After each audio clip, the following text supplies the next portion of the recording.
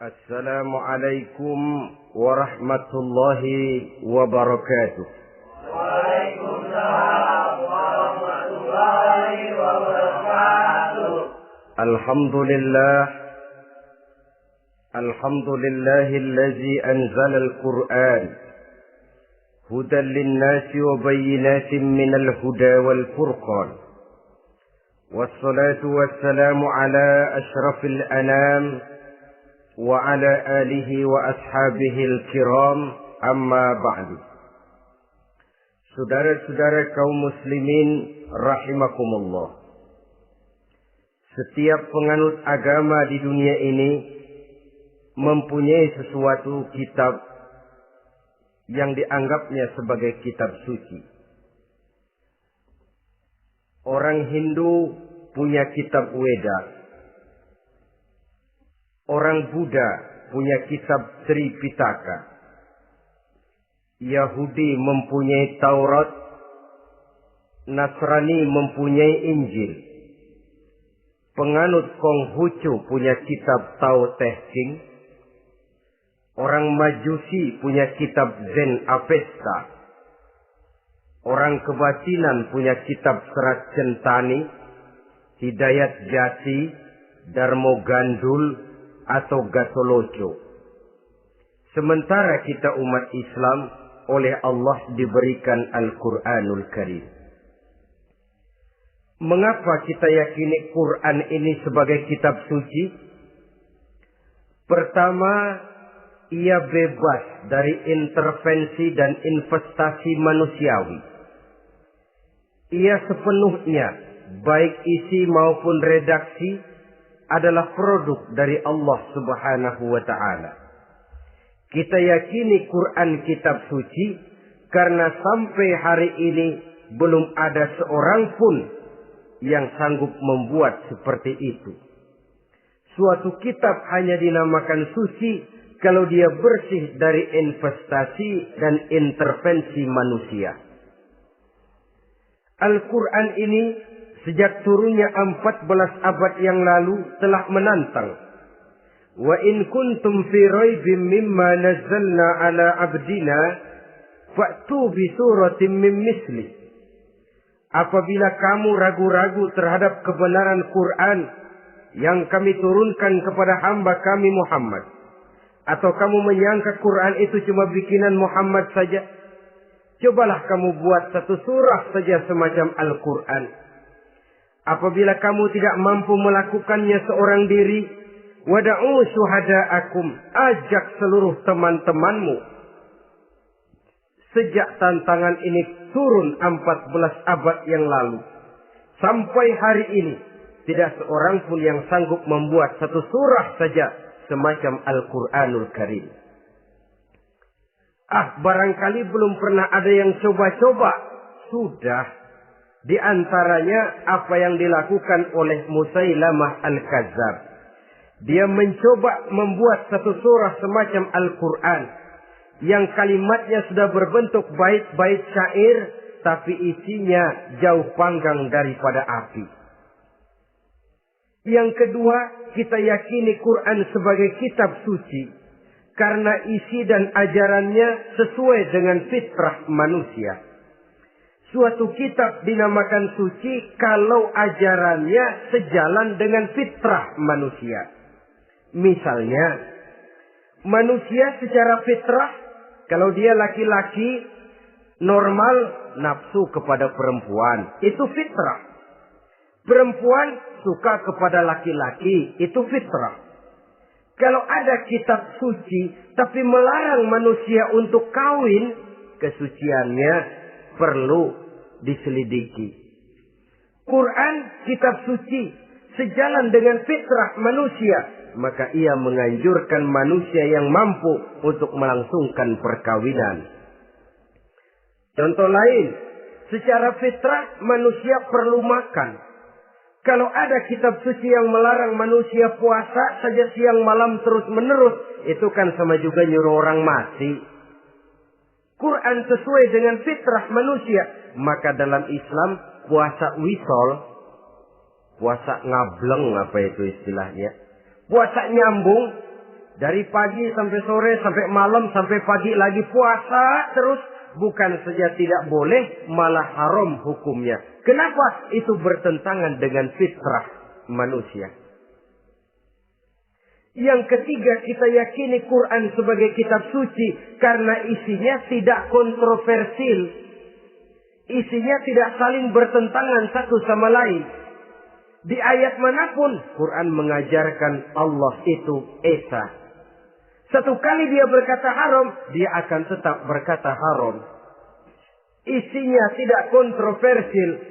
Sebab kalau ada kitab suci, di satu pihak mengajarkan Tuhan Esa, di lain ayat mengajarkan Tuhan 3, di lain ayat lagi mengajarkan Tuhan 4, kitab kacau namanya. Bagaimana suatu kitab bernama suci kalau isinya kontroversial satu dengan lainnya? Dari 3 kriteria inilah kita yakini Quran sebagai kitab suci. Masalah yang akan kita bicarakan pada pertemuan kita kali ini, bagaimana sikap kita terhadap Al-Quranul Karim sebagai kitab suci. Berangkat dari sebuah hadis di mana Rasulullah Shallallahu Alaihi Wasallam pernah memberikan tawaran. Beliau bersabda, "Man ja'ala al-Qur'ana amamahu qadahu ilal jannah, wa man ja'ala al-Qur'ana khalfahu saqahu ilan nar." Siapa yang menjadikan Quran sebagai imam, maka Quran akan membimbing dia ke dalam surga. Tetapi siapa yang menjadikan Quran sebagai makmum, maka Quran akan mendorong dia ke dalam neraka. Pilihan terserah kita. Siapa yang menjadikan Quran sebagai imam, ditempatkannya Al-Quran di depan, dia ikuti petunjuk dan ajaran Al-Quran, maka Quran akan membimbing dia ke surga. Surga dunia, lebih-lebih lagi surga akhirat. Tetapi sebaliknya, siapa yang menempatkan Quran di belakangnya, dia belakangi Al-Quran, dia belakangi perintah dan ajaran-ajaran Al-Quran, dia perturutkan hawa nafsunya dalam kehidupan ini, maka Quran akan mendorong dia ke dalam neraka. Ya, neraka dunia, lebih-lebih lagi neraka akhirat. Pilihan terserah kita. Saya mau tanya, kira-kira Quran dalam hidup kita jadi imam apa jadi makmum? Imam apa makmum? Kalau Quran jadi imam, artinya kita umat Islam jadi makmum. Resiko dan logika tentu. Makmum harus ngikuti imam. Imam takbir, makmum takbir. Imam ruku, makmum ruku. Imam sujud, makmum sujud. Imam tahiyat, makmum tahiyat. Itu namanya Quran jadi imam, kita jadi makmum. Artinya dalam terjemahannya pada kehidupan, kalau merah kata Quran, merah kita kata. Hijau kata Quran, hijau kita bilang. Ke barat kata Quran, ke barat kita pergi. Ke timur kata Quran, ke timur kita berangkat. Halal kata Quran, halal kata kita. Haram kata Quran, haram kita bilang. Itu Quran imam, kita makmum. Nyatanya kadang-kadang kontras. Nyatanya kadang-kadang paradok. Merah kata Quran, hijau dong kata kita. Halal kata Quran, remeng-remeng kata kita. Ke barat kata Quran, ke timur kita pergi. Dalam praktek kita mau jadi makmum, Quran kita suruh jadi imam. Kita sesuaikan Quran dengan selera kita. Mana-mana ayat yang menguntungkan, mana ayat yang sesuai dengan mau kita, itu yang kita baca kuat-kuat. Itu yang kita canangkan ke tengah masyarakat ramai. Tapi manakala Quran itu bertentangan dengan nafsu kita, bertentangan dengan gaya dan kepribadian kita, kita umpetin itu Quran. Kalau kita cuma umpetin lumayan, kadang-kadang kita tuduh Quran ketinggalan zaman. Kita anggap Quran tidak relevan lagi dengan situasi dan kondisi. Kalau sudah begitu, sudah menyeberang terlalu jauh namanya. Saudara-saudara kaum muslimin rahimakumullah. Inilah makna hadis Nabi yang diriwayatkan dari Imam Ali bin Abi Thalib, bersabda Rasul, "Man qara'al Qur'ana fastazharahu fa ahalla halalahu wa harrama haramahu adkhalahul jannah." Barang siapa yang membaca Al-Quran lalu memperhatikannya, kemudian menghalalkan yang halal dan mengharamkan yang haram, maka Allah akan memasukkan orang itu ke dalam surga. Ya surga dunia, ya surga akhirat. Apabila kita renungi hadis ini, maka untuk berimam kepada Al-Quran ada 3 jalan utama yang harus kita laksanakan. Pertama, dari kalimat man qara'al Qur'an, barang siapa yang membaca Al-Quran. Ini artinya siapa yang ingin menjadikan Quran sebagai imam di dalam kehidupan, jalan pertama yang harus ditempuhnya menanamkan kegemaran membaca Al-Quranul Karim. Al-Quran gharibun fima baina qaumin la yaqra'una. Quran akan jadi asing, Quran akan jadi aneh kalau terletak di tengah rumah orang Islam yang tidak suka membaca Al-Quranul Karim. Jadi langkah pertama, tanamkan kegemaran membaca Al-Quran. Saya tidak menyalahkan kalau remaja kita gandrung kepada Stevie Wonder. Baik kalau mereka senang kepada suara emasnya Michael Jackson atau suaranya Madonna. Tapi kalau sampai harus mengalahkan kecintaan mereka kepada membaca Al-Quran, ini ironi. Sebagai orang tua, kalau anak-anak kita buta huruf Latin, katanya menghambat pembangunan. Bahkan pemerintah saja menggalakkan bebas 3B itu. Buta aksara diantaranya, supaya rakyat bisa membaca huruf Latin. Kalau anak-anak kita buta huruf Latin, katanya menghambat pembangunan. Bagaimana kalau anak-anak kita buta huruf Quran? Jelas saja menghambat proses kesadaran dan kebangkitan dari dunia Islam itu sendiri. Satu contoh ringan. Dulu sebelum pembangunan merata, listrik belum lagi masuk desa, kampung gelap, rumah pakai lampu minyak. Kalau kita masuk kampung, terasa banyak orang Islam. Kenapa? Di rumah sebelah sana kita dengar anak muda sedang latihan baca rawi. Sebelah sini ibu-ibu sedang selawatan. Di rumah sana remaja sedang baca Quran. Pembangunan maju, listrik masuk desa. Alhamdulillah. Tapi apa yang kemudian terjadi? Proses pergeseran nilai. Setelah listrik masuk desa, radio main kenceng-kencengan. Televisi main gede-gedean. Baca Quran sudah barang aneh, langka. Tengoklah sekarang kalau kita masuk kampung, ada yang remaja sedang baca Quran. Rasanya kok aneh, nggak umum. Sesuatu yang baik malah menjadi nilai-nilai keanehan. Saudara-saudara kaum muslimin rahimakumullah, tanamkan kegemaran membaca. Dalam satu hadis Nabi pesan, nawiru buyutakum bitilawatil Quran. Sinari rumah tanggamu dengan bacaan Quran.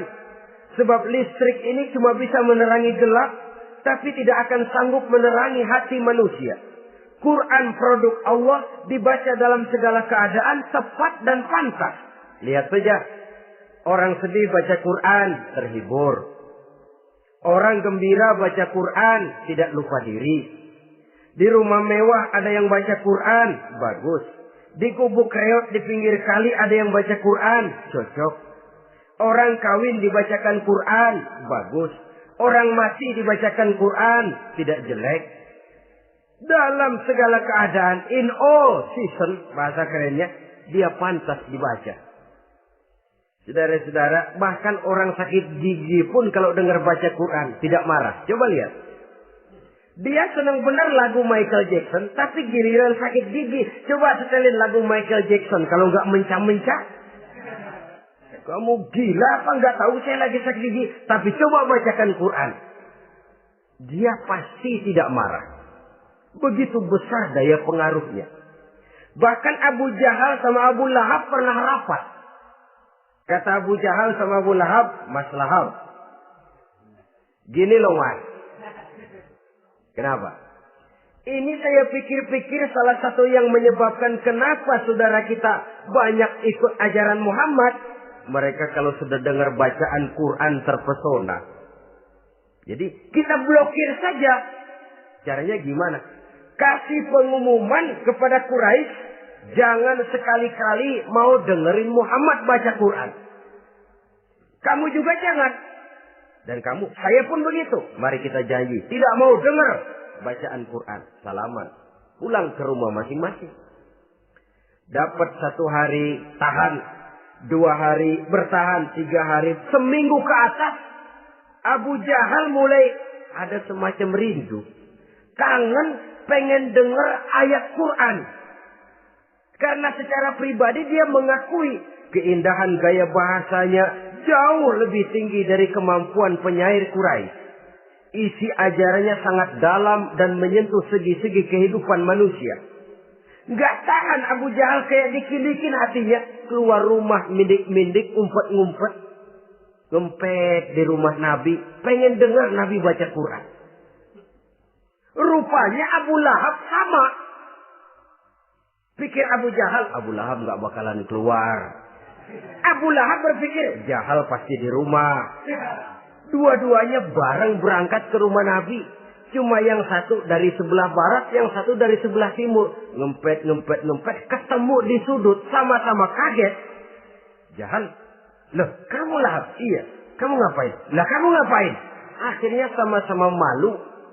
Sama-sama tidak bisa menahan diri. Akhirnya sama-sama ngakuin. Bagaimanapun kita harus akui bahwa Al-Quran ini mengandung daya pesona yang sangat luar biasa. Itu dari segi bacaan. Belum lagi dari segi ajaran. Belum lagi dari segi isi. Tanamkan kegemaran membaca Al-Quran.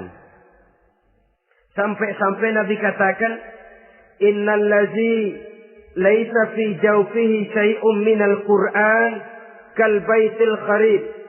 Orang yang dari tenggorokannya belum pernah keluar ayat Quran barang sepotong pun. Belum pernah ngaji barang seayat pun. Itu orang kata Nabi kal baitil kharib. Kayak rumah kosong. Rumah kan kalau kosong biar bagus, mewah, besar, perabotannya lengkap. Kalau kosong, angker. Setan kuntilanak memedi, betah benar di situ.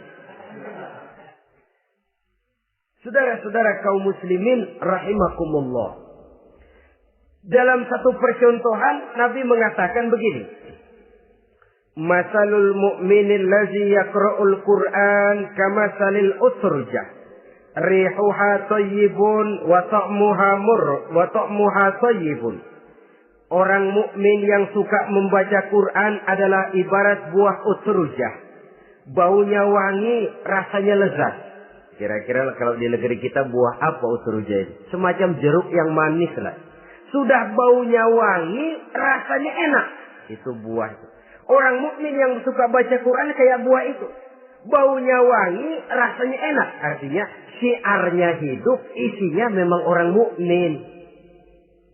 Sebaliknya, wa masalul mu'minil ladzi la yaqra'ul Qur'an kamatsali tamrah la riha laha wa ta'muha hulwun. Orang mukmin yang tidak suka baca Quran kayak korma. Rasanya emang manis, cuman kagak ada baunya. Artinya apa? Syiarnya kurang. Kalau orang belum tapi kenal kan kagak mau makan kurma. Kenapa? Nggak ada baunya. Daya tariknya kurang. Walaupun rasanya enak. Kalau daya tariknya nggak ada, kan nggak ada iklannya, tidak ada syiarnya. Itu orang mukmin yang tidak suka membaca Quran. Ibarat buah, nggak ada baunya, walaupun rasanya enak. Orang kurang tergerak, kurang syiar, kurang daya tarik. Sebaliknya, wa masalul munafiq allazi yaqra'ul Qur'an kamasalir raihanah. Rihuha thayyibun wa ta'muha murrun. Orang munafik yang suka baca Quran seperti buah raihanah. Apa itu? Baunya wangi, rasanya pahit. Orang munafik baca Quran kayak buah itu.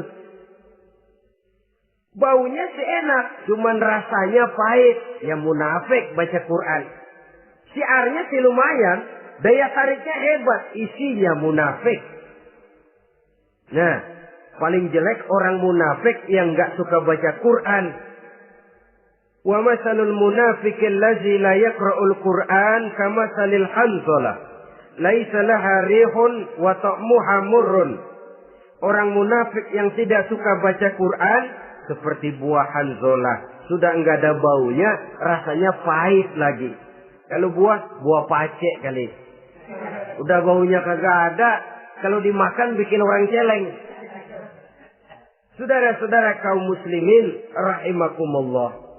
Tanamkan kegemaran membaca Al-Quran. Karena membaca Al-Quran merupakan ibadah yang besar. Bahkan kata Nabi, afdalu ibadati abdi qiraatul Quran. Nilai ibadah yang paling baik dari hambaku adalah ibadah membaca Al-Quran. Dalam sholat pahalanya lebih besar di luar sholat daripada di luar sholat. Dengan wudu pahalanya lebih besar daripada tanpa wudu. Mengerti pahalanya lebih besar daripada tidak mengerti. Tapi tidak mengerti pun jangankan membaca, mendengar saja orang baca Quran dengan baik sudah didoakan untuk mendapat rahmat. Berpahala mendengar bacaan Al-Quran walaupun tidak mengerti. Apalagi membaca sendiri, apalagi mengerti apa yang kita baca. Tentu pahala itu akan jauh lebih besar. Ini yang pertama. Tanamkan kegemaran membaca Al-Quranul Karim. Yang kedua, dalam hadis tadi, fastazharuhu. Man qara'al Qur'ana fastazharuhu. Siapa yang membaca Al-Quran kemudian memperhatikannya. Jadi kalau kita mau berimam kepada Al-Quran, setelah menanamkan kegemaran membaca, yang kedua, perhatikan, pahami isinya. Jangan seperti monyet pakai mahkota, ketawa girang, cengengesan, tapi dia tidak tahu arti kebesaran mahkota yang disandangnya. Bangga dengan Al-Quran, tapi apa kandungannya kita tidak mengerti. Untuk memahami Al-Quran ini, caranya bagaimana? Tentu mudah saja. Seperti contoh, kalau kita ingin mengerti caranya bikin tahu, jangan bertanya kepada montir mobil. Montir mobil ahli betul urusan mesin. Tapi kalau urusan tahu, tanya dong tukang tahu. Untuk mengerti rahasia dan seluk-beluk Al-Quran, kita harus bertanya kepada orang yang memahami seluk-beluk Al-Quran. Para ulama, para kiai, para ustadz. Yang kita tahu kualitas keilmuannya, kita yakini loyalitas dan integritasnya kepada Islam ini. Kenapa? Ayat-ayat Quran itu elastis. Dia dibawa kemana saja mau. Ditafsirkan menurut kemauan orang bisa. Paling celaka kalau yang belajar tidak punya dasar, yang mengajar punya maksud lain. Sesat dan menyesatkan. Yang ngajar punya nafsu ambisi. Yang belajar tikus budak. Yang memang tidak punya dasar apa-apa. Sekali belajar langsung tafsir. Cara wudhu yang baik saja belum ngerti. Cara ruku dan sujud yang baik saja belum bisa. Yang membatalkan sholat apa ndak bisa, ndak ngerti. Sekali langsung. Tidak, supaya kita langsung saja belajar langsung Al-Quranul Karim. Tidak jelek. Cuma akan lebih baik kalau sebelumnya ada unsur penunjang dari nilai-nilai keilmuan dalam Islam ini. Disinilah perlunya menghidupkan majelis-majelis taklim. Sebab kalau Al-Quran hanya dipahami dan dikutak-kutik menurut maunya rasio saja, kekuatan rasio terbatas. Saya akan khawatir nantinya akan timbul pendapat-pendapat di mana Al-Quran disesuaikan dengan otak. Bukan otak ngikuti Quran, tapi Quran disuruh ngikuti otak. Contoh yang dekat saja. Kalau saudara ngukur kayu pakai meteran, itu kira-kira meteran ikut kayu, apa kayu ikut meteran? Ayo, kira-kira kayu ikut meteran, apa meteran ikut kayu? Meteran ikut kayu. Bagus. Kalau meteran ikut kayu, artinya nggak ada meteran benar di dunia ini. Kayunya kependekan, meterannya dipotong. Kan begitu loh. Meteran ikut kayu namanya. Bukan meteran ikut kayu, tapi kayu yang harus ikut meteran. Otak harus ikut wahyu. Jangan wahyu disuruh ikut otak.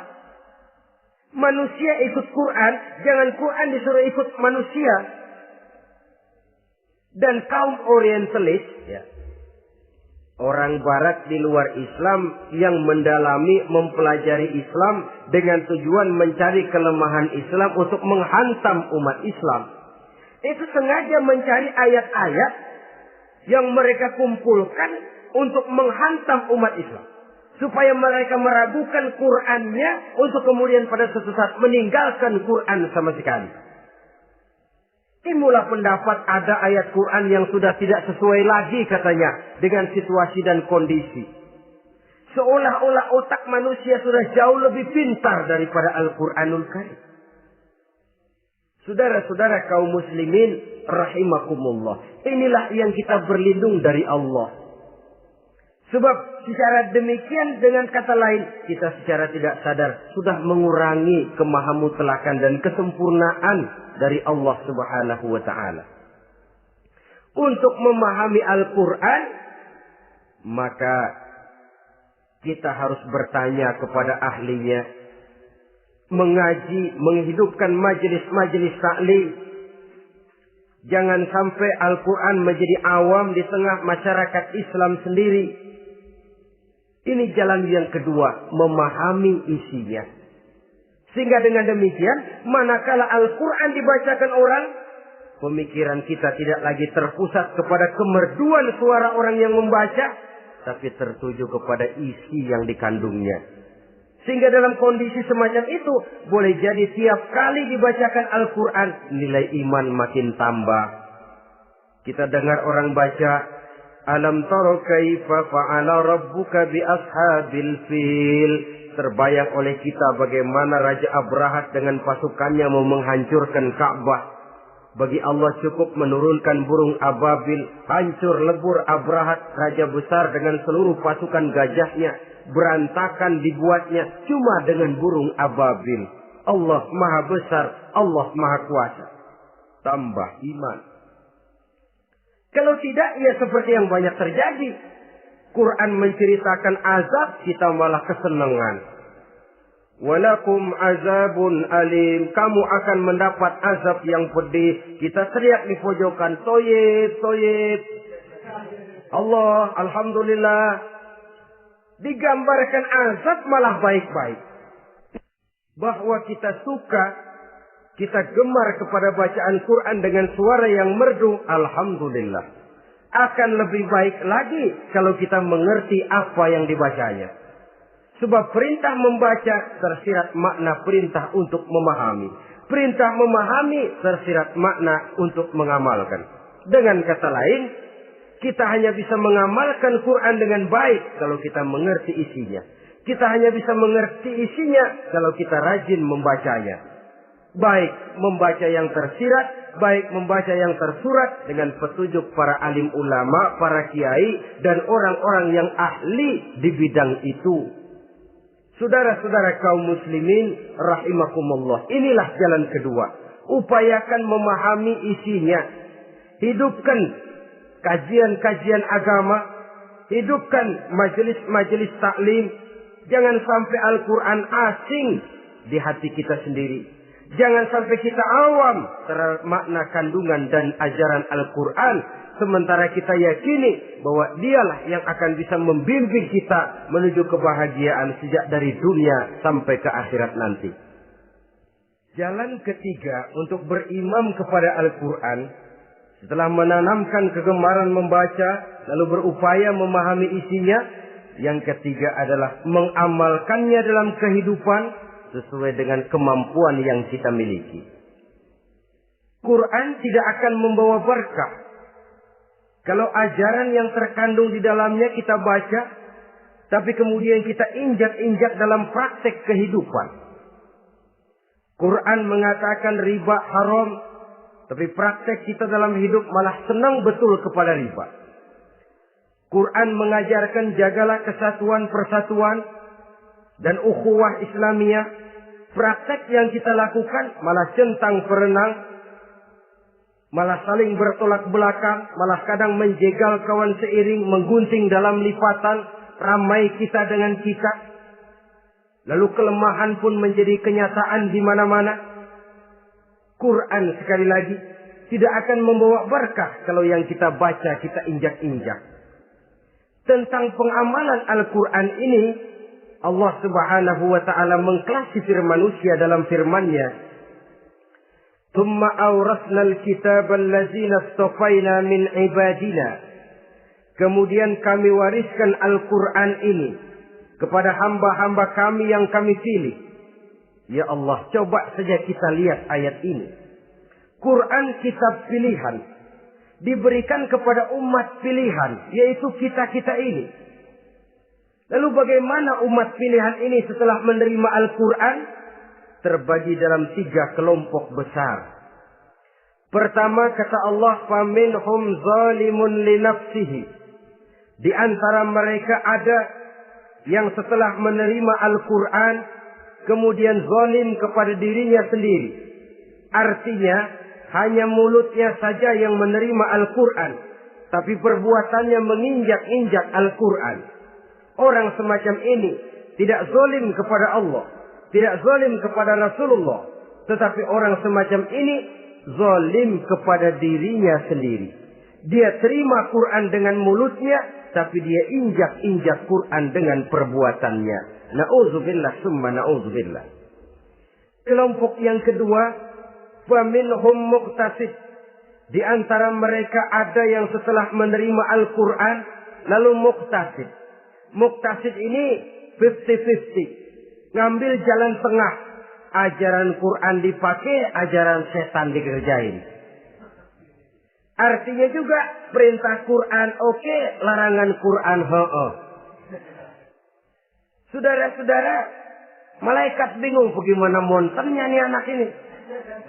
Perintah Quran dikerjain, larangan Quran juga dikerjain. Ini muqtasid. Nah, yang ideal adalah golongan yang ketiga kata Allah. Wa minhum sabiqun bil khairati biiznillah.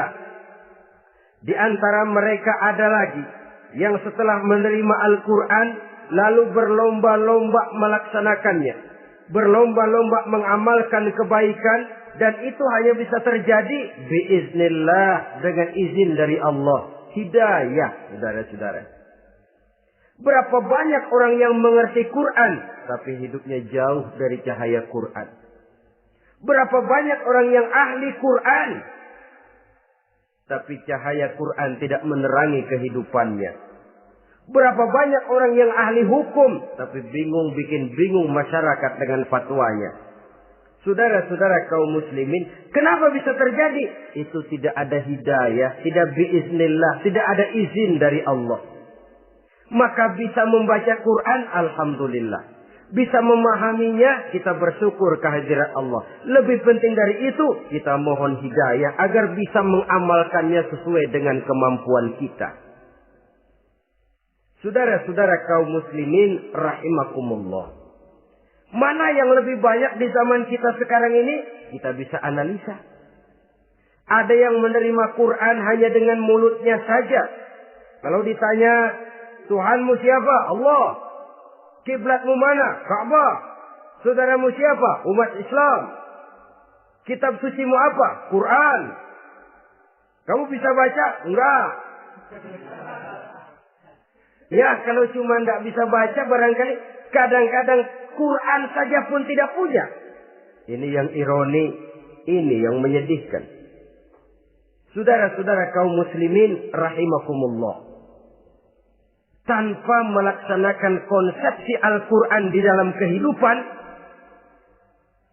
maka kesenangan kita membacanya, pengertian kita tentang Al-Quran barangkali tidak akan bisa berbuat terlalu banyak di dalam kehidupan. Maka sekarang ini sudah ada terjemahan Quran dalam bahasa Indonesia, dalam bahasa daerah, dalam bahasa Inggris, Belanda, bahkan Jerman, yang masih harus terus dan selalu ditingkatkan terjemahan Quran di dalam kehidupan. Dengan kata lain, kita umat Islam menunggal dengan Quran kita. Jangan cuma jadi kebanggaan Islam tinggi, tidak ada yang lebih tinggi dari Islam. Quran kitab suci, tidak ada yang bisa menandinginya. Qurannya, tapi umatnya, kadang-kadang kita ini jauh panggang daripada api. Kita bersyukur musabaqah tilawatil Quran dihidupkan dengan biaya bermiliar rupiah. Sejak dari tingkat kelurahan, kecamatan, wali kota, provinsi, sampai kepada tingkat nasional. Untuk menanamkan kegemaran membaca Quran. Setelah itu, hendaknya diadakan peningkatan dengan upaya memahaminya. Sehingga pada suatu saat, boleh kita adakan musabaqah pengamalan Quran. Hadiahnya sudah langsung dari Allah sendiri. Ini yang kita perlu berlomba. Berlomba mengamalkan ajaran Quran. Sabiqun bil khairat. Berlomba mengamalkan ajaran-ajaran Al-Quranul Karim. Nah, oleh karena Al-Quran ini dalam bentuknya yang umum kadang-kadang hanya menjelaskan satu persoalan secara global. Kita memerlukan tuntunan sunnah dari Rasulullah Sallallahu Alaihi Wasallam. Umpamanya, Quran hanya mengajarkan aqimis sholat, dirikan sholat. Caranya bagaimana? Tidak ada cara sholat dalam Quran. Dari mana kita tahu cara sholat? Dari sunnah. Itu sebabnya selain Al-Quran sebagai sumber utama, kita memerlukan sunnah. Bahwa sholat pakai takbiratul ihram di Quran tidak ada. Bahwa sholat pakai tahiyat dalam Quran tidak ada. Jadi kalau orang cuma Quran saja, tidak ada sunnah itu, ya bagaimana kita bisa sholat?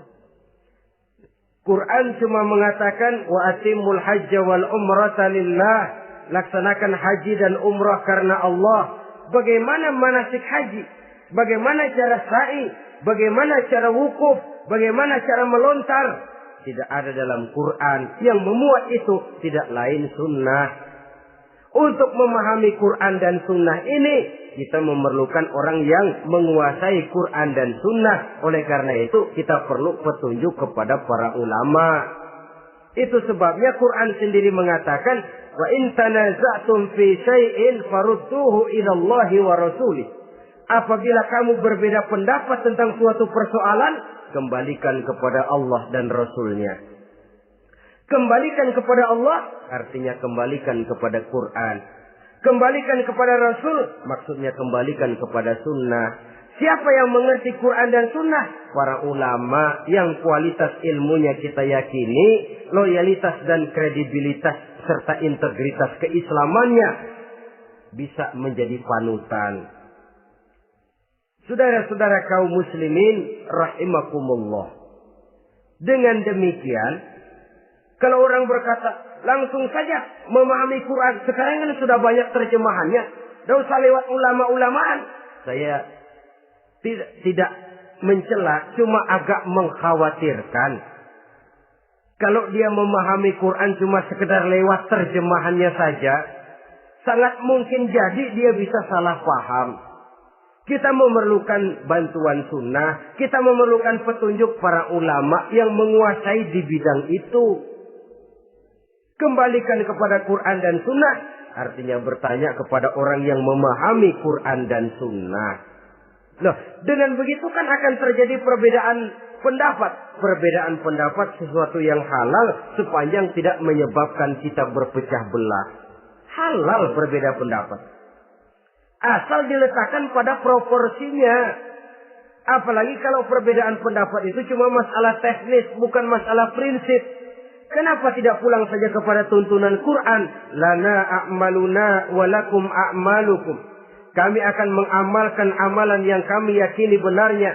Saudara persilahkan mengamalkan amalan yang saudara yakini benarnya. Sama-sama punya alasan, sama-sama punya dalil. Tidak usah saling menyalahkan. Tidak usah saling mengklaim, merasa yang paling benar, orang lain salah semua. Kemukakan argumen, jangan sentimen. Harus dengan semangat mencari kebenaran, bukan untuk mencapai kemenangan. Kalau sentimen lebih penting dari argumen. Kalau kemenangan lebih diutamakan dari mencari kebenaran. Yang berlaku kadang-kadang gengsi. Kalau sudah gengsi, yang bicara emosi. Kalau sudah emosi, istilah kita di kampung, ngambek. Gedean ilmunya sama ambeknya. Kadang-kadang, saya kalau nggak jadi imam, nggak mau sembahyang di situ. Kalau nggak jadi imam, orang lain dianggapnya kagak sah sembahyangnya. Pokoknya kalau nggak ngaji sama saya, Islamnya kurang benar. Mengklaim. Perbedaan pendapat wajar, halal, asal tidak menyebabkan kita berpecah belah. Dan sewajarnya kita lebih berusaha mencari titik pertemuan, memperbesar persamaan, dan bukan mengutak-utik perbedaan. Kadang-kadang inilah penyakit kita nih. Satu kunut, satu tidak sembahyang subuhnya. Bisa RT. Satu usoli, satu tidak. Bisa RW. Satu azan sekali Jumatan, satu dua kali. Bikin masjid lagi. Kenapa bukan persamaannya yang dicari? Kenapa justru perbedaannya yang diperbesar? Yang masalah macam ini sampai kiamat tidak pernah selesai. Kan lebih baik kalau kita ditanya orang, Pak, sholat subuh itu pakai kunut apa tidak sih? Kalau saya pakai. Kalau yang tidak pakai kunut bagaimana Pak? Betul, kata yang tidak pakai. Jadi yang pakai kunut betul. Betul karena saya pakai kunut. Yang tidak juga betul. Betul kata yang tidak pakai. Kalau yang kunut betul, yang tidak kunut betul. Lalu yang salah yang mana Pak? Yang salah yang subuh nggak sembahyang. Lebih objektif, proyek garapannya ada, umat tidak berpecah belah. Ini yang konyol, kadang-kadang khutbah Jumat pakai membongkar khilafiyah, menghantam tahlil, menghantam kunut. Selesai sembahyang Jumat, apa yang terjadi? Umat resah, masyarakat gelisah, polemik timbul, masalah tidak terselesaikan. Orang jadi khotib itu raja dalam mimbar Jumat, siapa yang mau bantah dia? Kalau memang mau buka itu persoalan khilafiyah, buka dalam forum khusus. Adakan pengajian, jelaskan masalahnya secara luas, mendasar. Jangan mengklaim dan memponis. Berikan kebebasan kepada umat untuk menilai masalahnya selesai. Yang tidak puas bisa bertanya. Saudara-saudara, sudah lewat masanya kita meributkan soal itu. Sudah datang waktunya di mana kita lebih mementingkan dan membicarakan masalah-masalah yang lebih mendesak dihadapi oleh umat. Kemiskinan misalnya. Kebodohan misalnya. Keterbelakangan umpamanya. Peluang untuk mendapatkan pendidikan yang layak bagi anak-anak kita yang berotak cerdas tapi tidak punya kemampuan ekonomi umpamanya. Itu akan lebih objektif ketimbang kita membicarakan masalah-masalah yang sampai kiamat tidak akan pernah selesai. Yang hanya akan menyebabkan kita menjadi lemah, persatuan koyak, solidaritas sosial lalu menurun, saling curiga menjadi tumbuh karenanya, dan pada akhirnya kita tidak akan pernah bisa berbuat banyak. Untung kalau tidak menjadi tertawaan bagi orang yang berdiri di luar pagar. Saudara-saudara kaum muslimin rahimakumullah. Sekali lagi, Al-Quran tidak akan membawa berkah kalau yang kita baca, kita injak-injak. Oleh karenanya, untuk berimam kepada Quran ini, sekali lagi pertama, tanamkan kegemaran membaca. Yang kedua, upayakan memahami isinya melalui bimbingan orang yang ahli bidang itu. Yang ketiga, amalkan sesuai dengan kemampuan. Sebab itu ada prinsip, kalau isi suatu hadis nampaknya bertentangan dengan otak, kesohihan hadis itu boleh diperiksa. Tapi kalau ayat Quran nampaknya bertentangan dengan otak, otaknya yang harus diperiksa. Jangan Qur'annya lalu disesuaikan dengan otak. Sebab kalau kita sudah berani berteori, ada ayat Quran yang tidak sesuai dengan keadaan. Ayat yang mana? Yang ini. Tahun depan tambah lagi. Tahun depan tambah lagi. Makin lama makin habis Al-Quran itu. Yang perlu diperbarui cara kita memahami Quran. Bukan dengan mengemukakan teori ayat Quran kehilangan relevansi. Cara kita memahami barangkali yang kurang relevan. Dalam situasi, dalam konteksnya dengan situasi dan kondisi. Jangan lupa, Al-Quran ini kan untuk semua umur. Dia bisa dipahami secara filosofis. Dia bisa dipahami dengan kacamata orang awam. Tingkat kemampuan berpikir orang tidak semuanya sama. Kalau semua orang kita mau ajak berfilsafat, merenung dalam-dalam, menerawang tinggi-tinggi, ialah buat mereka yang terjangkau oleh perguruan tinggi. Tapi buat saudara-saudara kita, pedagang-pedagang kecil, petani di desa-desa terpencil, remaja-remaja yang jauh dari sentuhan teknologi canggih, sanggupkah mereka berpikir filosofis? Sementara mereka merupakan bagian terbesar dari kondisi umat ini. Saudara-saudara kaum muslimin, oleh karenanya ditentang membaca, memahami dan mengamalkan, Rasulullah Sallallahu Alaihi Wasallam pernah memberikan sugesti. Beliau bersabda, "In aradtum aisas su'ada," apabila kamu menginginkan kehidupan yang bahagia, hidup seperti hidupnya orang-orang yang bahagia, dan tentu ini keinginan kita semua. Wa mautas syuhada, dan menginginkan mati sebagai matinya para syuhada, para pahlawan pembela agama, orang yang mati syahid. Wah, ini sudah tidak duanya ini. Hidup mulia, mati syahid. Dapat dua-duanya. Wan najata yaumal hasri, dan ingin mendapat keselamatan pada hari hasyar, hari pengumpulan manusia di padang mahsyar. Wa zilla yaumal harri, dan mendapat perlindungan dari Allah pada hari yang sangat panas. Wal huda minadh dhalalah, dan mendapat petunjuk dari kesesatan. Nah, ini keinginan semua orang. Kan yang kita cari apa sih? Hidup bahagia. Biar ndak kaya asal bahagia, sudah enak.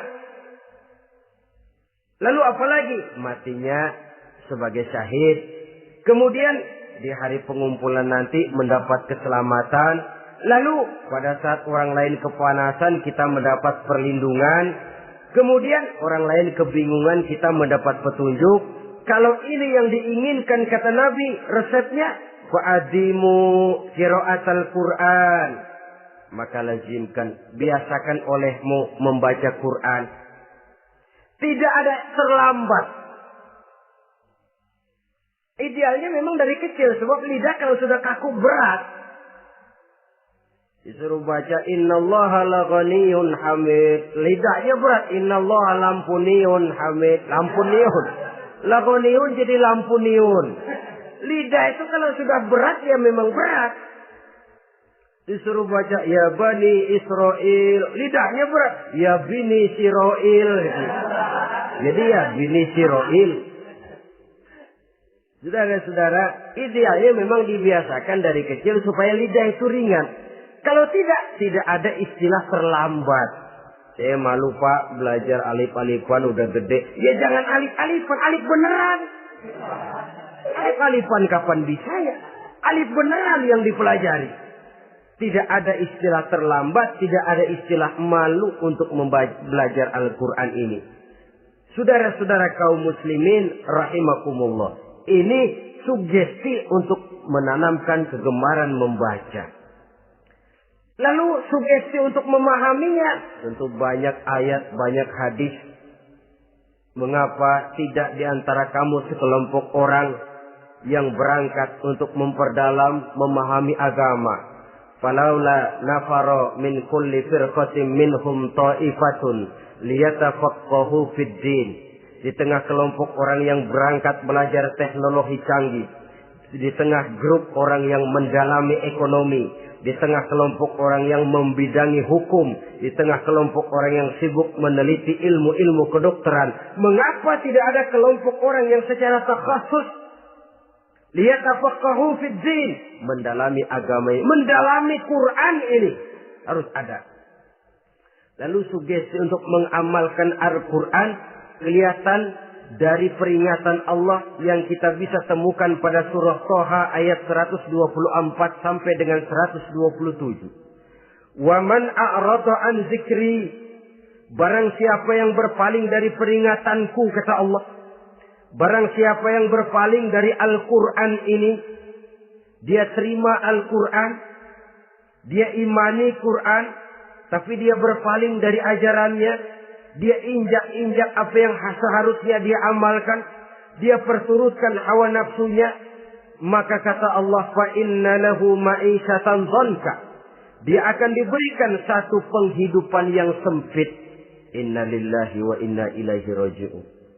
Diberikan hidup yang sempit. Kalau hidup sudah terasa sempit, bagaimanapun luasnya rumah, sempit. Kalau hidup sudah terasa sempit, bagaimanapun banyaknya harta, sumpek. Kalau sudah hidup ini terasa sempit, bagaimanapun luasnya pergaulan, tidak ada tempat kita bertanya, melarikan persoalan, membagi rasa. Siapa yang berpaling dari Quran, dia akan diberikan penghidupan yang sempit.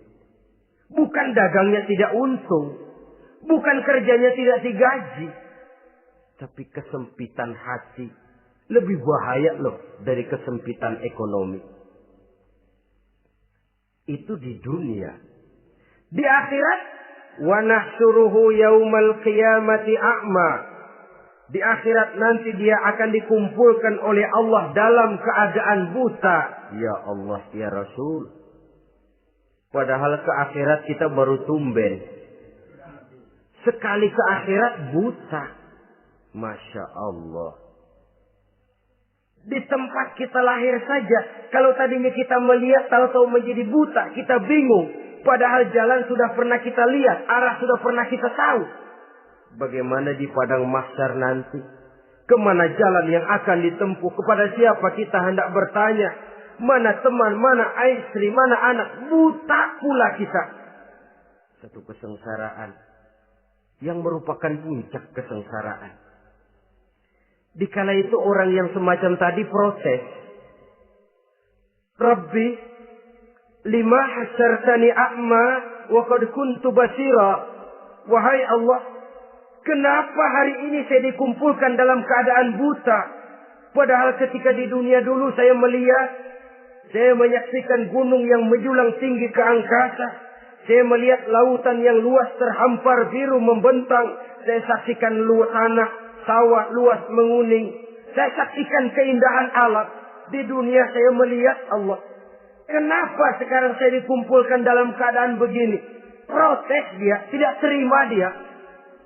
Allah jawab, kadzalika atatka ayatuna fanasisaha. Kata Allah, begitulah memang. Dahulunya waktu di dunia telah datang ayat-ayat kami kepadamu. Telah turun Al-Quran. Telah datang agama. Fanasisaha. Tapi kamu lupakan dia. Kamu lupakan Quran. Kamu lupakan Islam. Datang ayat, turun Quran, turun agama. Kamu belaga pilon. Kamu belaga enggak tahu. Wa kadzalikal yauma tunsa. Maka hari ini pun begitulah kamu dilupakan. Sebagaimana dulu waktu di dunia, kamu telah melupakan ayat-ayatku. Melupakan kitabku. Melupakan ajaran-ajaranku. Hari ini kamu pun dilupakan. Seolah-olah Tuhan cuma enggak bilang, mereka protes, Tuhan, kenapa saya buta padahal di dunia saya ngelihat? Kata Tuhan, kalau bahasa kita, lu rasain. Lu sih, kenapa dulu di dunia? Pura-pura enggak lihat. Kenapa waktu di dunia? Pura-pura enggak tahu. Kenapa waktu di dunia? Kamu lupakan Quran. Maka hari ini pun engkau kami lupakan. Wa kadzalikal yauma tunsa. Wa kadzalika najzi man asrafa walam yu'min bi ayati rabbih wal azabul akhirati asyaddu wa abqa. Demikianlah kami membalas orang yang berlebih-lebihan, orang yang melampaui batas dan tidak mau beriman kepada ayat-ayat Tuhannya, dan sungguh siksa akhirat itu lebih dahsyat dan lebih kekal. Siksa dunia mungkin kelaparan, kekurangan ekonomi, kekurangan pakaian, tapi berapa hari paling lama seumur manusia? 70 tahun umur kita, ya paling lama begitulah. Tapi siksa akhirat, kesengsaraan akhirat, kesengsaraan neraka, asyaddu wa abqa, lebih dahsyat dan lebih kekal. Di zaman sekarang orang bukan cuma berbuat potong kompas, berpikir pun potong kompas, berpikir pun ngambil jalan pintas. Dia lebih memilih kesenangan yang sedikit dengan mengorbankan kesenangan yang abadi. Dia mengejar surga yang sebentar dengan menghancurkan surga yang kekal. Dicarinya surga dunia, hidup cukup, rumah bagus, makan bagus, pakaian bagus, istri bagus, dengan menghalalkan segala macam cara, berpaling daripada kehidupan agama, lalu menginjak-injak Al-Quranul Karim. Kita berlindung kepada Allah, jangan sampai dimasukkan dalam kelompok yang di akhirat nanti dibangkitkan dalam keadaan buta. Na'udzubillah summa na'udzubillah. Di sini kita terkesan dengan apa yang dikatakan Sayyid Muhammad Abduh, al-Islam mahjubun bil muslimin. Kebesaran Islam kadang-kadang tertutup oleh tingkah laku umat Islam sendiri. Keluhuran dan kesempurnaan Al-Quran tertutup oleh kebodohan umat Islam. Sedangkan untuk mengungkapkan rahasia Al-Quran ini diperlukan keahlian yang kompleks. Saudara yang di Fakultas Teknik belajar teknologi, ungkap buka rahasia Quran di bidang teknologi.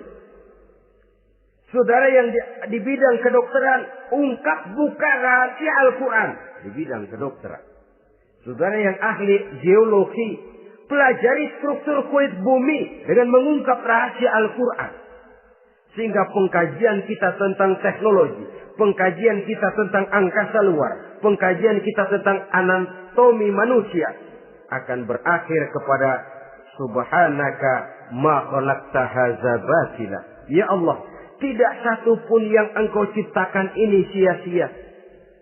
Perut bumi mengandung minyak, timah, kekayaan yang berharga untuk manusia. Mempelajari angkasa luar bisa memahami musim dan menyelamatkan manusia. Mempelajari rimba belantara, teknologi canggih, akhirnya akan memperkuat nilai-nilai iman. Menerjemahkan ajaran Quran lewat disiplin ilmu yang kita kuasai masing-masing, untuk kemudian bekerja sama bahu-membahu dalam rangka mengimani Al-Quran, mengamalkan Al-Quran, dan mengawal keluhuran Al-Quranul Karim yang atas dasar tuntunannya kita hidup, untuknya kita berjuang, dan dalam bimbingannya kita ingin kembali menghadap Allah Subhanahu wa Ta'ala. Inilah pertemuan yang singkat ini. Mudah-mudahan kita diberikan kekuatan oleh Allah untuk berimam kepada Al-Quran, menjadikannya sebagai pedoman utama di dalam kehidupan kita. Terima kasih atas segala perhatian. Mohon maaf atas segala kekurangan. Usikum wa nafsi bitaqwallah. Wassalamualaikum warahmatullahi wabarakatuh.